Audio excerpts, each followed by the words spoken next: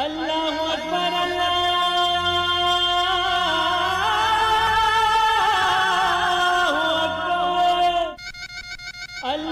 اکبر اللہ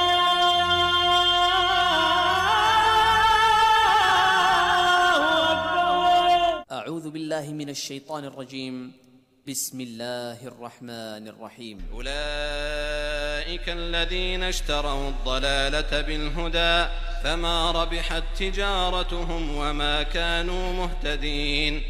مثلهم كمثل الذي استوقد نارا فلما أضاءت ما حوله ذهب الله بنورهم وتركهم في ظلمات لا يبصرون صم بكم عمي فهم لا يرجعون أو كصيب من السماء فيه ظلمات ورعد وبرق يجعلون أصابعهم في آذانهم من الصواعق حذر الموت والله محيط بالكافرين يكاد البرق يخطف أبصارهم اللہ اکبر اللہ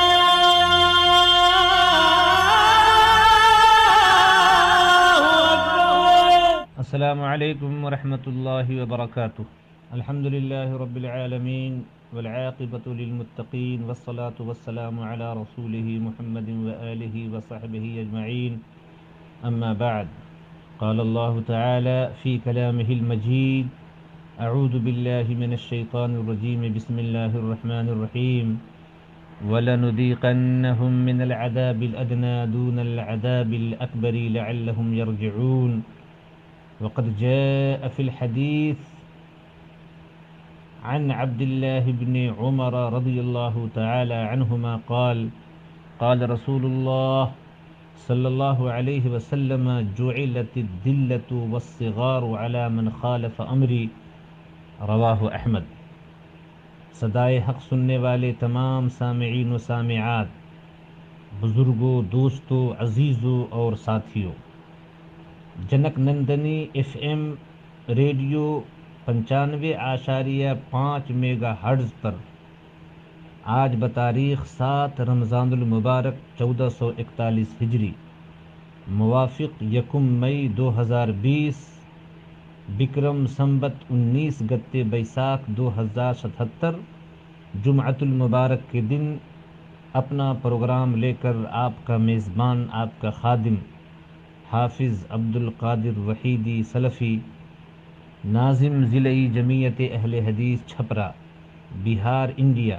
آپ کی تواضع کے لیے آپ کی خدمت میں حاضر ہے. آج آپ کا یہ میزبان انشاءاللہ تعالی عذاب الہی کے اسباب کے عنوان پر آپ سے کچھ گفتگو کرے گا. لیکن اس سے پہلے یہ چند باتیں آپ کے گوشے گزار کر دینا مناسب سمجھتا ہوں، اور وہ یہ کہ یہ مؤخر پروگرام جو ابھی آپ سماعت فرما رہے ہیں 1 رمضان المبارک سے، جس کا سلسلہ مطلب شروع کیا گیا ہے، یہ مؤخر پروگرام آج جن جن سماعتوں تک پہنچ رہا ہے، میں سمجھتا ہوں کہ ان میں سے بیشتر لوگ چند مہینے پہلے تک ایف ایم ریڈیو سے اسلامی پروگرام سنتے رہے تھے، اور ایک زمانے تک لوگوں نے اس سے فائدہ بھی اٹھایا ہے. میں نے دیکھا ہے کہ اس خطے کے اندر گھر گھر پیام حق کے نام سے چلنے والا ریڈیو پروگرام سنا جاتا تھا. اس تناظر میں میرا حسن ظن ہے کہ سابقہ نشریات سے ہمارے بھائی بہنوں اور دوستوں نے انشاءاللہ تعالی بہت حد تک استفادہ کیا ہوگا. اس ریڈیو پروگرام کے وقتی طور پر بند ہو جانے سے ایک خلاصہ محسوس کیا جا رہا تھا، اور بہت حد تک دلوں میں اضطراب اور قلق کی بھی ایک کیفیت تھی، اور شاید یہ امید بھی نہیں رہی ہوگی کہ اس قدر جلد ایک بار پھر اس طرح کا پروگرام ہماری سماعتوں کو گدگدائے گا. یا ریڈیو کا کوئی پروگرام مستقبل قریب میں شروع کیا جا سکے گا، لیکن آپ رب ذوالجلال کی مہربانی دیکھیے کہ ہماری امیدوں کے بالکل برعکس اسلامی نشریہ ایک بار پھر نئی آن و بان، نئے جوش و ولولہ، جرأت مندانہ حوصلوں اور دعوت و ارشاد کے پختہ اور مستحکم عزائم کے ساتھ آپ حضرات کی سماعتوں میں رس گھول رہا ہے، اور یہ اللہ رب العالمین کا بہت بڑا کرم ہے۔ ہم اس پر اللہ رب العالمین کا جتنا بھی شکر ادا کرے کم ہے۔ بقول شاعر کہ جو کچھ کے ہوا ہوا کرم سے تیرے، جو کچھ کے ہوا ہوا کرم سے تیرے، جو کچھ ہوگا تیرے کرم سے ہوگا انشاءاللہ۔ اس مختصر سی سماع خراشی کا مقصد یہ ہے کہ آپ حضرات اس ریڈیو پروگرام کو اللہ رب العالمین کی طرف سے ایک نعمت سمجھیں، اور پہلے آپ کا جو بھی رویہ رہا ہو یا آپ پہلے کے پروگرام جس طرح بھی سنتے رہے ہوں، اس کے بالمقابل اب اس پروگرام سے اپنی وابستگی کو مضبوط سے مضبوط تر کیجئے، اور کوشش کیجئے کہ نشر ہونے والے پروگرام کا ایک ایک لفظ، ایک ایک جملہ اور پیش کی جانے والی ایک ایک بات آپ اپنے اندر، اپنے دل کے اندر جذب کرتے جائیں، اسے دلوں کے اندر بٹھاتے جائیں، اور کوشش کریں کہ یہ محض تفریح تباہ کا ذریعہ بن کر نہ رہ جائے۔ عام طور سے لوگ ریڈیو کو تفریح تباہ کے لیے سنتے ہیں، وقت گزاری کے لیے سنتے ہیں، تو میرے بھائیوں، دوستوں، بزرگوں اور میری ماں اور بہنوں، اسے محض تفریح تباہ کے طور پر، وقت گزاری کے طور پر نہ سنیں، بلکہ میں یہ کہوں گا کہ آپ تصور میں اس چیز کو لائیں، یہ محسوس کریں، یہ تصور کریں کہ آپ کسی مدرسے کے اندر یا کسی ادارے کے اندر یا کسی جامعہ کے کلاس روم میں ہیں، اور آپ کے سامنے آپ کے معلم، آپ کے استاذ، آپ کے شیخ آپ کو درس دے رہے ہیں، اور آپ کو اس درس کا ایک ایک لفظ بغور سننا ہے اور اسے دل میں بٹھانا ہے، اس لیے کہ کسی چیز کے حصول کے لیے محنت اولین شرط ہے۔ شاعر کہتا ہے کہ پھولوں کی آرزو ہے تو کانٹوں سے کھیلیے، پھولوں کی آرزو ہے تو کانٹوں سے کھیلیے، موتی بغیر ڈوبے کسی کو نہیں ملا۔ میں اللہ جل وعلا سے دعا کرتا ہوں کہ اللہ رب العالمین باری الہ اس پروگرام کے تمام متعلقین کو اول اخلاص کی دولت سے مالا مال کرے، اور اس پروگرام کو بے حد نفع بخش بنائے، اور اس پروگرام کے متبرع، مشرف اور ان کے تمام دست و بازو کو، بالخصوص شیخ ناصر بن سلیمان العمیری رحمہ اللہ کے لیے توشہ آخرت بنائے، آمین۔ بھائیوں اور دوستو، جیسا کہ میں نے عرض کیا، آج میرے محاضرے کا، میری تقریر کا عنوان ہے عذاب الہی کے اسباب۔ بنیادی طور سے انسان اللہ رب العالمین کی عبادت کے لیے پیدا کیا گیا ہے، جیسا کہ اللہ رب العالمین نے سورہ زاریات کی آیت نمبر 56 کے اندر فرمایا، اور بہت مشہور آیت ہے، وَمَا خَلَقْتُ الْجِنَّ وَالْإِنسَ إِلَّا لِيَعْبُدُونَ۔ اللہ فرماتے ہیں کہ میں نے جنوں اور انسانوں کو صرف اس لیے پیدا کیا ہے کہ وہ میری عبادت کریں۔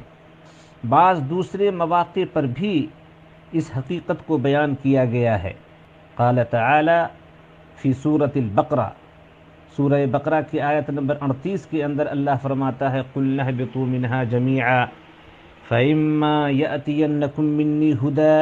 فَمَن تَبِعَ هُدَايَ فَلَا خَوْفٌ عَلَيْهِمْ وَلَا هُمْ يَحْزَنُونَ۔ اللہ فرماتے ہیں کہ ہم نے کہا تم سب کے سب یہاں سے نکل جاؤ، پھر جو میری طرف سے ہدایت آئے اور جس نے میری ہدایت کی پیروی کی، تو ایسے لوگوں کو نہ تو کچھ خوف ہوگا اور نہ وہ غمگین ہوں گے۔ نیز اللہ رب العالمین نے اسی بات کو سورہ طٰہٰ کی آیت نمبر 123 کے اندر فرمایا۔ فرمان باری تعالی ہے قال اهبطا منها جميعا بعضكم لبعض عدو فإما يأتينكم مني هدى فمن اتبع هداي فلا يضل ولا يشقى۔ اللہ رب العالمین نے فرمایا کہ تم دونوں یعنی انسان اور شیطان سب کے سب یہاں سے نکل جاؤ، تم ایک دوسرے کے دشمن ہوگے، پھر اگر تمہارے پاس میری طرف سے ہدایت آئے تو جو کوئی میری ہدایت کی پیروی کرے گا وہ نہ تو گمراہ ہوگا اور نہ تکلیف اٹھائے گا۔ لیکن انسان جب اللہ رب العالمین کا بتایا ہوا سبق بھول جاتا ہے تو اس کی یاد دہانی کے لیے اللہ رب العالمین کی طرف سے انسانوں کے لیے طرح طرح کی مصیبتیں اور پریشانیاں شروع ہو جاتی ہیں۔ اللہ رب العالمین نے اس بات کو سورہ سجدہ کی آیت نمبر 21 کے اندر فرمایا وَلَنُذِيقَنَّهُم مِّنَ الْعَذَابِ الْأَدْنَىٰ دُونَ الْعَذَابِ الْأَكْبَرِ لَعَلَّهُمْ يَرْجِعُونَ، اور یقیناً ہم انہیں قریب ترین عذاب کا کچھ حصہ سب سے بڑے عذاب سے پہلے ضرور چکھائیں گے، یعنی آخرت کا جو بڑا عذاب ہے جہنم کا عذاب، عذاب اکبر جسے اللہ رب العالمین نے فرمایا، اس عذاب اکبر سے پہلے جہنم کے عذاب سے پہلے اس دنیا کے اندر طرح طرح کی مصیبتیں، پریشانیاں اور وبائیں اور نہ جانے کیسی کیسی تکلیف دہ چیزیں اور ان کی تفصیلات ہیں جو آ رہی ہیں، اس طرح کے عذاب ہم لوگوں پر مسلط کرتے رہیں گے۔ یہ اللہ رب العالمین نے سورہ سجدہ کی آیت نمبر 21 کے اندر فرمایا۔ اور اسی بات کو ذرا دوسرے انداز سے اللہ رب العالمین نے سورہ توبہ کی آیت نمبر 126 کے اندر فرمایا اولا يرون انهم يفتنون في كل عام مرة او مرتين ثم لا يتوبون ولا هم يذكرون، کیا وہ نہیں دیکھتے، کیا وہ یہ نہیں دیکھتے کہ انہیں ہر سال ایک بار یا دو بار کوئی نہ کوئی مصیبت پیش آ جاتی ہے، پھر بھی یہ لوگ نہ تو توبہ کرتے ہیں اور نہ نصیحت قبول کرتے ہیں۔ اللہ رب العالمین نے سورہ سجدہ کی آیت نمبر 21 کے اندر دو اصطلاحیں استعمال فرمائی ہیں، ایک عذاب ادنا اور ایک عذاب اکبر۔ عذاب اکبر سے تو مراد ہے جہنم کا عذاب، آخرت کا کہیے تکلیف دہ عذاب۔ یہ عذاب ادنا، یہ عذاب ادنا کیا ہے جس کے بارے میں اللہ نے فرمایا جو قریب ترین عذاب کا معنی دیتا ہے۔ عذاب ادنا ہے کہ دنیا میں پہنچنے والی مصیبتیں جو انفرادی طور پر بھی ہر انسان کو دیکھنا اور بھگتنا پڑتی ہیں، پرسنل طور پر بھی، ذاتی طور سے بھی انسان کو وہ مصیبتیں، وہ پریشانیاں دیکھنا بھی پڑتی ہیں اور ان مصیبتوں کو بھگتنا بھی پڑتا ہے۔ کیا ہیں وہ مصیبتیں؟ وہ ہیں طرح طرح کی بیماریاں، مالی نقصانات، کھیت کھلیان کا برباد ہو جانا، کاروبار میں گھاٹا ہونا، بے وجہ کسی عزیز کی، کسی قریبی آدمی کی موت، عزیز و اقربا کی موت، اور اس طرح کے دیگر حادثے۔ انفرادی زندگی کے اندر یہ عذاب ادنا، یہ مصیبتیں، یہ پریشانیاں اللہ رب العالمین کی طرف سے ان لوگوں کے لیے، ان لوگوں کے اوپر نازل ہوتی ہیں یا ان کو اپنی گرفت میں لیتی ہیں جو اللہ رب العالمین کا سبق بھول جاتے ہیں، جو اللہ رب العالمین کی بتائی ہوئی باتوں کو اور جو پیغام، جو آفاقی پیغام اللہ رب العالمین نے بھیجا تھا نبیوں کے ذریعہ، جو سورہ بقرہ اور سورہ توبہ کی آیتوں کے اندر اللہ رب العالمین نے فرمایا، جب اس کی آدمی مخالفت کرتا ہے، اس کی اندیکھی کرتا ہے اور اللہ رب العالمین کے احکامات کو پس پشت ڈال دیتا ہے تو پھر اس طرح کی مصیبتیں آتی ہیں۔ اجتماعی زندگی کے مصائب الگ طرح کے ہوتے ہیں، جیسے اجتماعی زندگی کے مصائب اور پریشانیوں، مصیبتوں میں قحط ہے، خشک سالی ہے، زلزلے، طرح طرح کی وبائیں، فسادات اور باہمی لڑائیاں، جن سے بیک وقت ہزاروں انسان لقمہ اجل بن جاتے ہیں۔ یہ اللہ رب العالمین کی طرف سے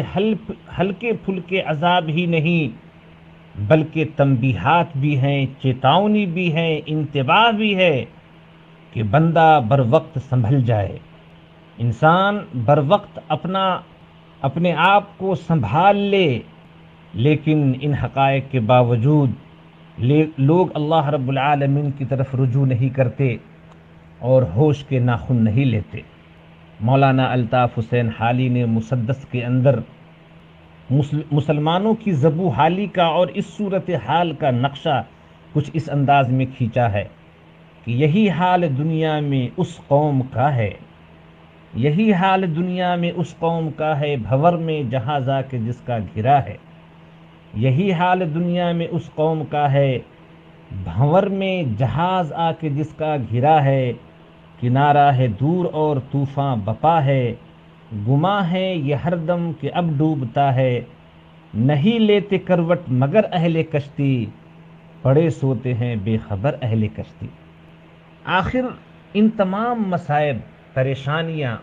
پریشانیوں، مصیبتوں اور وباؤں کے نزول کے باوجود بھی، پے در پے حادثات کے باوجود بھی لوگ اللہ کی طرف کیوں نہیں لوٹتے، رجوع کیوں نہیں کرتے؟ اللہ رب العالمین کی طرف رجوع اور انابت اللہ کا جذبہ ان کے اندر کیوں نہیں پیدا ہوتا؟ تو ظاہری طور سے اس کے دو وجوہات ہیں۔ پہلی وجہ ہے دنیاوی طریقے سے ان پریشانیوں اور ان مصیبتوں کو دور کرنے یا ان کے تدارک کی کوشش کرنا۔ ایک آدمی بہت مالدار ہے یا بہت کنبے قبیلے والا ہے یا کسی بڑی سیاسی پارٹی سے اس کی وابستگی ہے، تو عام طور سے لوگ یہ سمجھتے ہیں کہ اس طرح کی وابستگی اور اس طرح کے ظاہری حالات، دولت، قوت، جاہ و حشمت ان کو ان مصیبتوں سے بچا لیں گی، ان پریشانیوں سے بچا لیں گی۔ لیکن حقیقت یہ ہے، حقیقت کیا ہے؟ حقیقت میں آپ کو ایک چھوٹے سے واقعے کے ذریعے آپ کے سامنے رکھنا چاہوں گا۔ مستدرک حاکم کے حوالے سے ایک حدیث ہے، حضرت طارق بن شہاب فرماتے ہیں کہ واقعہ اس وقت کا ہے، فتح بیت المقدس کے موقع کا واقعہ ہے، جب حضرت عمر فاروق رضی اللہ تعالی عنہ کو بیت المقدس بلایا گیا اور یہ کہا گیا کہ یہاں کے جو بطریق ہیں، یہاں کے جو پادری ہیں، وہ چابی آپ ہی کے ہاتھوں میں دینا چاہتے ہیں امیر المومنین، اس لیے آپ کو یہاں آنا ہوگا۔ حضرت عمر فاروق رضی اللہ تعالی عنہ اپنے غلام کے ساتھ بیت المقدس جاتے ہیں۔ صورتحال یہ ہے کہ آپ کے جسم پر جو کپڑے ہیں وہ پیبند لگے ہوئے کپڑے ہیں۔ تاریخ میں آتا ہے کہ مقام جابیہ پہ حضرت عبد الرحمن ابن عوف رضی اللہ تعالی عنہ نے حضرت عمر فاروق رضی اللہ تعالی عنہ کا استقبال کیا اور ان کے سامنے کپڑوں کا نیا جوڑا پیش کیا، نیا جوڑا کپڑے کا پیش کیا کہ امیر المومنین اسے زیب تن کر لیں، کیونکہ آپ کا سامنا یہاں ایلیا بیت المقدس کے مہذب اور تعلیم یافتہ لوگوں سے ہے۔ اور دوسری تاریخ کے اندر آتا ہے کہ بیت المقدس شہر کے اندر جو ہے، ایلیا شہر کے اندر داخل ہونے کے لیے جو راستہ تھا وہ کیچڑ زدہ تھا۔ حضرت عمر فاروق رضی اللہ تعالی عنہ نے اپنی جوتی اپنے لاٹھی میں لٹکائی اور اپنے پائنچے اٹھائے اور اسی کیچڑ میں اپنے آپ کو ڈال دیا۔ اس موقع پر بھی حضرت عبد الرحمن ابن عوف رضی اللہ تعالی عنہ نے کہا کہ امیر المومنین، آپ مسلمانوں کے حاکم ہیں اور آپ کا سامنا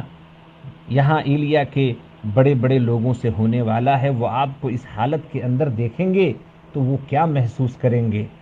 حضرت عبد الرحمن ابن عوف رضی اللہ تعالی عنہ کا جو مقصد تھا وہ اچھی طرح سمجھا جا سکتا ہے۔ اللہ اکبر! حضرت عمر فاروق رضی اللہ تعالی عنہ نے حضرت عبد الرحمن ابن عوف نہیں، حضرت ابو عبیدہ بن جراح تھے، سبقت لسانی کے لیے معافی چاہتا ہوں میں، حضرت ابو عبیدہ بن جراح رضی اللہ تعالی عنہ تھے۔ ان کی اس پیشکش پہ حضرت عمر فاروق رضی اللہ تعالی عنہ آگ بگولا ہو گئے اور کہا، حضرت طارق بن شہاب کہتے ہیں کہ حضرت عمر رضی اللہ تعالی عنہ نے جو لافانی جملہ کہا تھا وہ آب زر سے لکھے جانے کے قابل ہے. کہا تھا قال عمر لم يقل ذا غيرك ابا عبیدہ جعلته نکالا لامت محمد صلی اللہ علیہ وسلم انا كنا اذل قوم فاعزنا اللہ بالاسلام فمهما نطلب العزة بغیر ما اعزنا اللہ به اذلنا اللہ، رواہ الحاکم فی المستدرک. کہ اے ابو عبیدہ،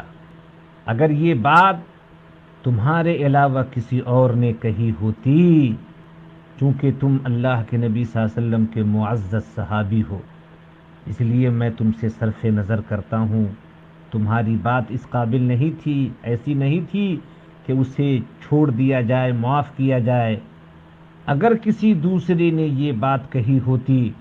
تو میں تمہیں ایسی عبرتناک سزا دیتا کہ امت محمدیہ کے لیے یہ ایک عبرت کا سامان بن کر رہ جاتا. سنو، ہم لوگ انتہائی ذلیل لوگ تھے، ہماری کوئی عزت دنیا کے اندر نہیں تھی. یہ اسلام ہے کہ جس کے ذریعے اللہ رب العالمین نے ہم کو عزت بخشی ہے، ہم کو اسلام کی وجہ سے سربلندی عطا فرمائی، اسلام کی وجہ سے ہمیں اللہ رب العالمین نے سربلند کیا. اور تاریخ کے کسی دور میں بھی جب ہم اسلام کو چھوڑ کر کے، کہ جس کے ذریعے اللہ نے ہم کو عزت دی ہے، دوسرے ذرائع سے، دوسرے طریقوں سے ہم عزت کے حصول کی کوشش کریں گے، باعزت بننا چاہیں گے، سرخری حاصل کرنا چاہیں گے، کامیابی حاصل کرنا چاہیں گے، اللہ رب العالمین ہم کو ذلیل کر دے گا. اللہ اکبر. حضرت عمر فاروق رضی اللہ تعالی عنہ کی وہ پیشن گوئی اور آپ کا فرمایا ہوا وہ لافانی جملہ، وہ تاریخی جملہ آج ہم اپنی نگاہوں سے اس کے اثرات دیکھ رہے ہیں کہ آج لوگوں نے اسلام کو چھوڑ کر کے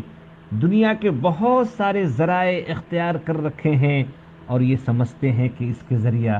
ہم دنیا کے اندر عزت حاصل کر لیں گے، دنیا میں معزز سمجھے جائیں گے. تو پہلی چیز تو یہ ہے کہ آدمی دنیاوی طریقے سے ذلت و رسوائی کو دور کرنے کی اور عزت حاصل کرنے کی کوشش کرتا ہے. اور دوسری چیز یہ ہے کہ انسانوں کا دل، خاص طور سے موجودہ زمانے میں نافرمان مسلمانوں کا جو دل ہے وہ دل زنگ آلود ہو گیا ہے. اللہ رب العالمین نے فرمایا سورہ مطففین کی آیت نمبر 14 ہے، کلا بل ران علی قلوبہم ما کانوا یکسبون. نہیں، بات وہ نہیں ہے، معاملہ یہ ہے کہ ان کے گناہوں کی وجہ سے، مسلسل گناہوں کی وجہ سے ان کے دل سیاہ پڑ گئے ہیں، ان کے دل کالے پڑ گئے ہیں، زنگ آلود ہو گئے ہیں.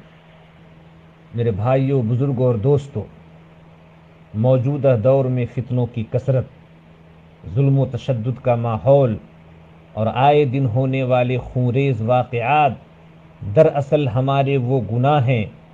جن کی مذہب اور سماج میں کوئی جگہ نہیں، بلکہ انہیں شدید نفرت کی نگاہ سے دیکھا جاتا ہے. مگر مذہب اور انسانی سماج کی بدلتی تصویر نے انسانیت کی تصویر بدل دی ہے. وہ تمام چیزیں جو جرائم کی حد میں شامل تھیں، جن کو کل تک انتہائی بڑا جرم اور انتہائی قبیح گناہ اور جرم سمجھا جاتا تھا، آج فیشن اور طاقت میں شامل ہو چکی ہیں. آج کا انسان پھر اسی راستے پر چل پڑا ہے جس راستے پر چل کر کے دوسری کچھ قوموں نے اللہ رب العالمین کے غضب اور تباہی کو تباہی مول لی تھی. اگر دوسرے الفاظ میں کہا جائے تو یہ کہ موجودہ انسانی نسل جس راستہ پر چل پڑی ہے، اس نے جس راستے کو اپنے لیے اختیار کیا ہے، وہی راستہ معتوب، مغضوب اور مردود قوموں کا راستہ تھا، جیسے حضرت نوح علیہ السلام کی قوم، حضرت لوط کی قوم، قوم عاد، قوم سمود، ان اقوام مردود کا جن پر اللہ کا غضب نازل ہوا. جو معتوب ہوئے ان کا جو راستہ تھا، ان کا جو طریقہ تھا، آج کی نسل اسی راستے پر چل پڑی ہے۔ تو اللہ رب العالمین نے اس کے بارے میں فرما دیا ہے۔ آپ اٹھائیں سورہ عنکبوت کی آیت نمبر 40 دیکھیے، اللہ رب العالمین فرماتا ہے فَكُلًّا أَخَذْنَا بِذَنبِهِ، ہم نے ان تمام لوگوں کو ان کے گناہوں کی پاداش میں پکڑ لیا۔ فَكُلًّا أَخَذْنَا بِذَنبِهِ فَمِنْهُمْ مَنْ أَرْسَلْنَا عَلَيْهِ حَاصِبًا، تو ان میں سے بعض ظالموں کے اوپر ہم نے پتھروں کی بارش کی، اور بعض لوگوں کو ہم نے زبردست چیخ کے ذریعہ ہم نے ان کو پکڑ لیا۔ وَمِنْهُمْ مَنْ خَسَفْنَا بِهِ الْأَرْضَ، اور بعض کو ہم نے زمین میں دھسا دیا۔ وَمِنْهُمْ مَنْ أَغْرَقْنَا، اور بعض کو ہم نے دریا برد کر دیا، دریا کے اندر غرق کر دیا۔ اور یہ سب ان پر اللہ کی طرف سے بطور ظلم نہیں تھا۔ وَمَا كَانَ اللَّهُ لِيَظْلِمَهُمْ وَلَكِنْ كَانُوا أَنفُسَهُمْ يَظْلِمُونَ، وہ خود اپنے نفسوں پر، اپنی جانوں پر ظلم کرنے والے تھے۔ آپ نے تو یہ سنا ہی ہوگا، سورہ شورى کی بہت مشہور آیت ہے، آیت نمبر 30، اللہ فرماتا ہے وَمَا أَصَابَكُم مِّن مُّصِيبَةٍ فَبِمَا كَسَبَتْ أَيْدِيكُمْ وَيَعْفُو عَن كَثِيرٍ،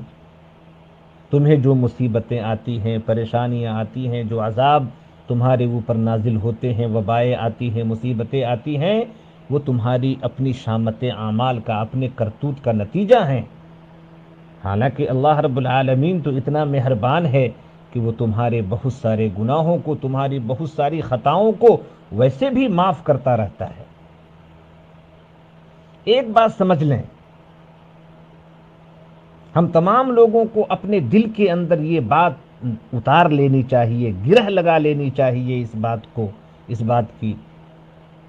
کہ ہم اللہ رب العالمین کو ناراض کر کے، اللہ رب العالمین کے احکامات کو پامال کر کے، اللہ رب العالمین کے احکامات کی اندیکھی کر کے، اور اس کی ناراضگی کو مول لے کر کے کبھی بھی ہم دنیا کے اندر عزت حاصل نہیں کر سکتے، سربلندی حاصل نہیں کر سکتے۔ ہمارے پیارے رسول صلی اللہ تعالی علیہ وسلم نے آج سے 1400 سال کم و بیش پہلے اس بات کو بیان فرما دیا ہے۔ مسند احمد کی روایت ہے، اور حضرت عبداللہ بن عمر رضی اللہ تعالی عنہما بیان کرتے ہیں کہ پیارے رسول علیہ الصلاۃ والسلام نے فرمایا جعلت الذلۃ والصغار علی من خالف امری، اللہ رب العالمین فرماتا ہے کہ میں، یہ حدیث قدسی ہے، غالباً اگر کچھ سہو ہو تو معاف فرمائیں گے اور اصلاح فرمائیں گے۔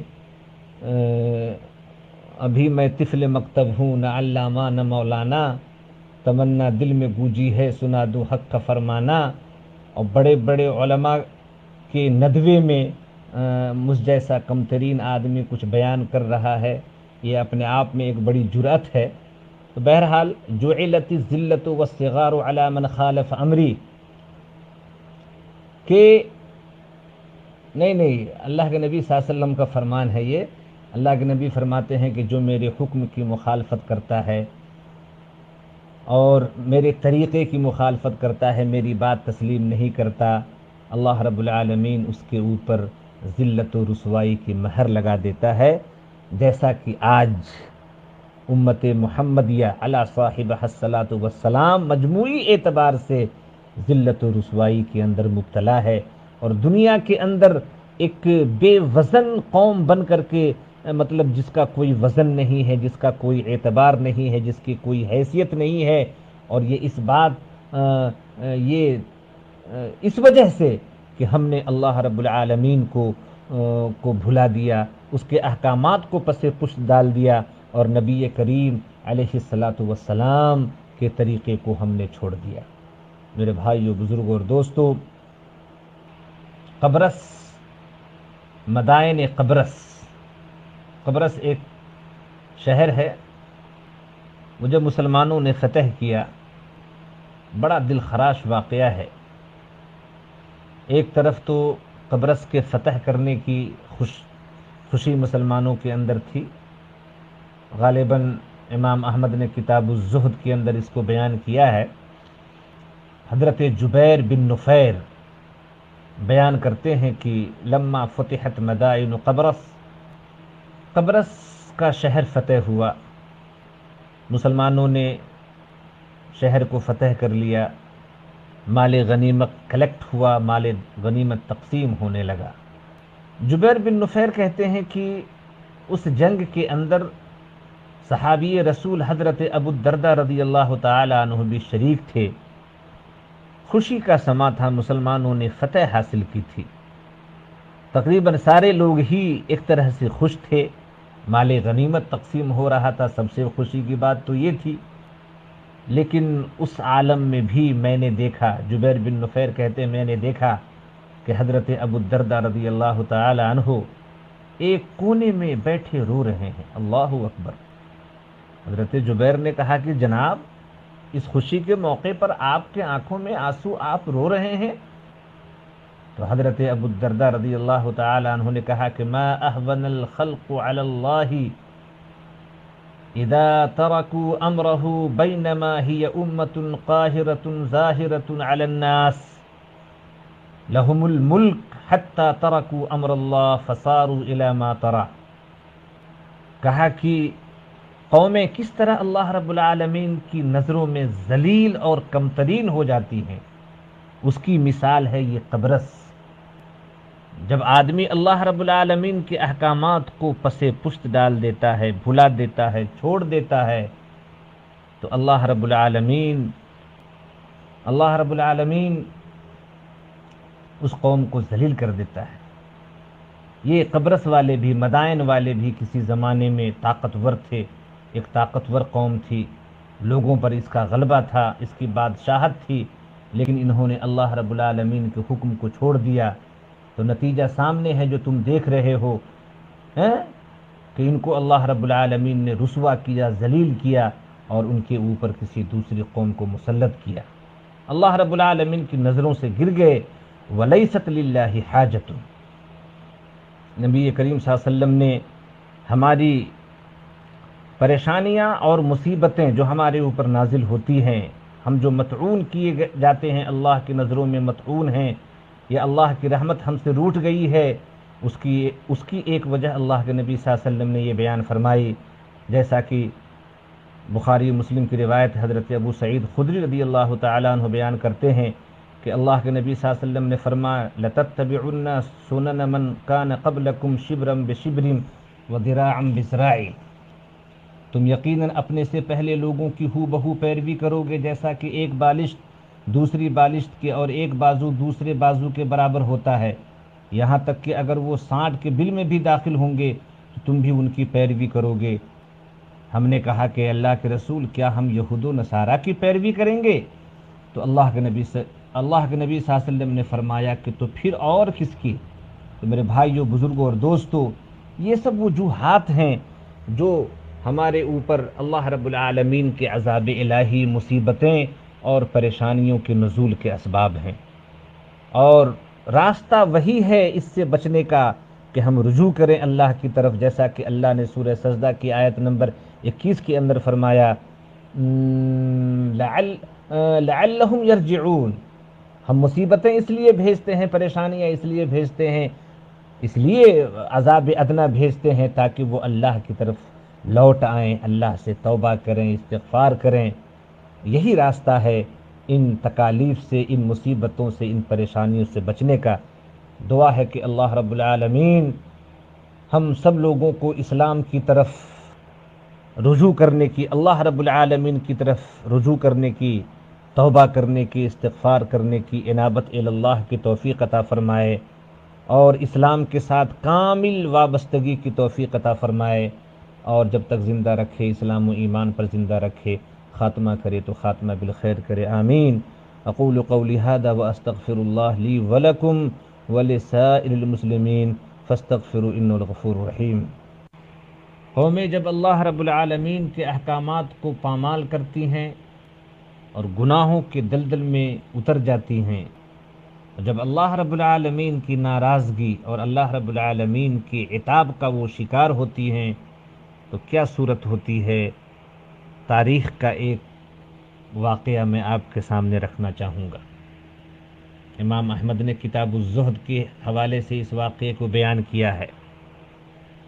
بہت عبرتناک واقعہ ہے۔ آج کا مسلمان، ہم اور آپ بہت کم ایسے واقعات سے سبق لیتے ہیں، عبرت حاصل کرتے ہیں۔ حضرت جبیر ابن نفیر رحمہ اللہ فرماتے ہیں کہ لما فتحت مدائن قبرص، قبرص شہر فتح ہوا، مدائن کا شہر قبرص فتح ہوا، مسلمانوں نے فتح کے جھنڈے گاڑ دیے، مال غنیمت اکٹھا ہوا، مال غنیمت مسلمانوں میں، مسلم فوجیوں میں تقسیم ہو رہا ہے۔ اس جنگ کے اندر صحابی رسول حضرت ابو الدرداء رضی اللہ تعالی عنہ بھی شریک تھے۔ حضرت جبیر بن نفیر کہتے ہیں کہ ادھر مال غنیمت تقسیم ہو رہا تھا، سارے مسلمان خوش تھے، ظاہر ہے کہ انہوں نے ایک ملک فتح کیا تھا، مال غنیمت ان کو مل رہا ہے، فتح کی اپنی ایک خوشی ہوتی ہے، اپنا ایک سرور ہوتا ہے، تقریباً سبھی لوگ خوش تھے۔ لیکن حضرت جبیر بن نفیر کہتے ہیں کہ میں نے حضرت ابو الدرداء رضی اللہ تعالی عنہ کو دیکھا کہ اس عالم میں، اس وقت جب کہ مال غنیمت تقسیم ہو رہا تھا اور سارے لوگ خوشیاں منا رہے تھے، حضرت ابو الدرداء ایک کونے میں بیٹھ کر کے رو رہے تھے۔ اللہ اکبر! کتنی عجیب بات ہے، ادھر فتح کے شادیانے بجائے جا رہے ہیں، ادھر مسلمان اپنی فتح کی خوشی منا رہے ہیں، اور ادھر ایک آدمی، اللہ کا ایک بندہ اس خوشی کے موقع پر آنسو بہا رہا ہے، رو رہا ہے۔ وجہ کیا ہے؟ حضرت جبیر بن نفیر رحمہ اللہ گئے اور ان سے پوچھا کہ جناب یہ کون سا وقت ہے آنسو بہانے کا؟ سارے لوگ خوشی منا رہے ہیں، خوشیاں منا رہے ہیں، اور آپ ہیں کہ آنسو بہا رہے ہیں۔ کیا ہوا آپ کو؟ کیوں آنسو بہا رہے ہیں؟ حضرت ابو الدرداء رضی اللہ تعالی عنہ کا جواب سنیے، فرماتے ہیں ما احون الخلق علی اللہ اذا ترکوا امرہ بینما ہی امت قاہرۃ ظاہرۃ علی الناس لهم الملک حتی ترکوا امر اللہ فصاروا الى ما ترى وانه اذا سلط الصبا على قوم فقد خرجوا من عین اللہ ولیست للہ حاجت۔ دیکھ رہے ہو، قومیں جب اللہ رب العالمین کے احکامات کو بھلا دیتی ہیں، اللہ رب العالمین کے احکامات کو پس پشت ڈال دیتی ہیں، اللہ سے رشتہ ختم کر لیتی ہیں، دین سے رشتہ ختم کر لیتی ہیں قومیں، تو پھر اللہ رب العالمین کی نظروں میں وہ قوم انتہائی ذلیل اور کم ترین ہو جاتی ہے، کوئی وقعت اس کی نہیں رہ جاتی۔ دیکھو قبرص والوں کو، کبھی ان کا دبدبہ تھا، یہ لوگ بہت طاقت و قوت والے تھے، ایک علاقے پر ان کا غلبہ تھا، ان کی اپنی حکومت تھی، ان کی بادشاہت تھی، لیکن انہوں نے اللہ رب العالمین کے حکم کو بھلا دیا، حتی ترکوا امر اللہ، اللہ کے حکم کو چھوڑ دیا، اللہ کے راستے کو چھوڑ دیا، طاقت کے نشے میں، دولت کے نشے میں انہوں نے اللہ رب العالمین کے احکامات سے روگردانی کی۔ اس کا نتیجہ سامنے ہے، تم دیکھ رہے ہو کہ اللہ رب العالمین نے ہم جیسے لوگوں کو ان پر مسلط کر کے ان کو ذلیل کیا ہے، ان کو رسوا کیا ہے۔ اور جب اللہ رب العالمین کسی قوم کے اوپر کسی دوسری قوم کو مسلط کرتا ہے ان کے گناہوں کی وجہ سے، ان کی نافرمانی کی وجہ سے، تو پھر اللہ رب العالمین کی حفاظت سے، اللہ رب العالمین کی رحمت سے، اللہ رب العالمین کی کیا کہیں گے اسے، نگاہوں سے وہ قوم گر جاتی ہے، اس کی حفاظت سے دور چلی جاتی ہے، اور ایسے لوگوں کی اللہ رب العالمین کو کوئی حاجت نہیں رہتی۔ تو یہ صورتحال ہوتی ہے۔ آج اگر ہم اور آپ عمومی اعتبار سے، مجموعی اعتبار سے اگر غور کریں، اپنی ذلت و رسوائی یا ہمارے اوپر جو مختلف طرح کے جو مصائب، پریشانیاں اور وباؤں کی جو یلغار ہے، آپ دیکھیں کہ یقیناً جرم وہی ہے کہ ہم نے اللہ رب العالمین کے احکامات کو پس پشت ڈال دیا۔ اور ایک وجہ جو ان مصائب کی، ان پریشانیوں کی، ان عذاب الہی کے نزول کے جو اسباب ہیں، ان میں سے ایک سبب ہے کہ آج امت مسلمہ کے لوگ